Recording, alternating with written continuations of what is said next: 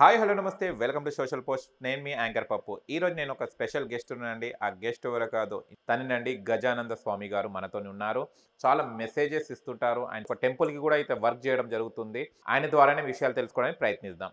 నమస్తే, నమస్తే అండి. ఎలా ఉన్నారు? బాగున్నాను. జ్యోతిష్యం గురించి ఒక రెండు మాటలు చెప్తారా స్వామి? అంటే జ్యోతిష్యం చూపెట్టుకోవడం బెస్టా, జ్యోతిష్యం తెలుసుకోవడం లేదా జ్యోతిష్యం తెలుసుకోకపోవడమే బెస్టా? ఇది కరెక్ట్ క్వెషన్.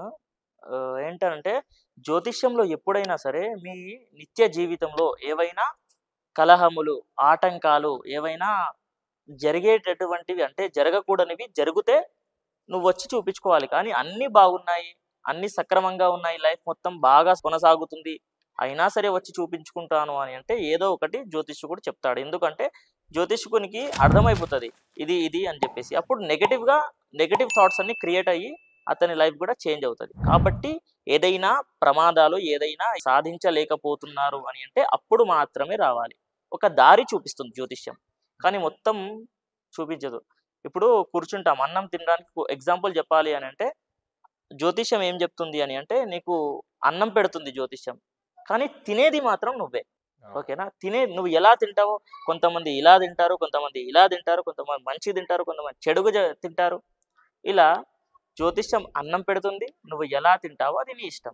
కాబట్టి దారి చూపిస్తుంది. అక్కడ వెళ్ళాలా, నువ్వు ఎంబీబీఎస్ చేయాలా, ఇలా ఉంటుంది.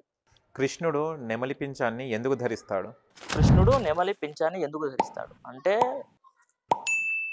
అతను గోపికలతో ఎంతకి చాలా మంది 16,000 మంది గోపికలు. ఉం? వాళ్ళు వాళ్ళతోని ప్రేమగా ఓన్లీ స్నేహపూరితంగా మాత్రమే ఉన్నాను అని చెప్పడం పదే పదే చెప్తూ ఉంటాడు. అందుకే నెమలి పింఛాన్ని ధరించడం జరుగుతుంది. Thank you so much. చాలా విషయాలు తెలుసుకుందాం అండ్ మరిన్ని విషయాలు మరి వేరే వీడియోలో కలిసి చెప్పుకోవడానికి ప్రయత్నిద్దాం. తప్పకుండా. Thank you so much. చూశారు కదా ఫ్రెండ్స్, మీకు గనక మా వీడియో నచ్చిన లైక్ చేయండి, షేర్ చేయండి, కామెంట్ చేయండి, సబ్స్క్రైబ్ ఛానల్ అక్కడ గంట సింబల్ ఉంటే టంగును కొట్టండి. నేను మీ యాంకర్ పప్పు. Bye bye.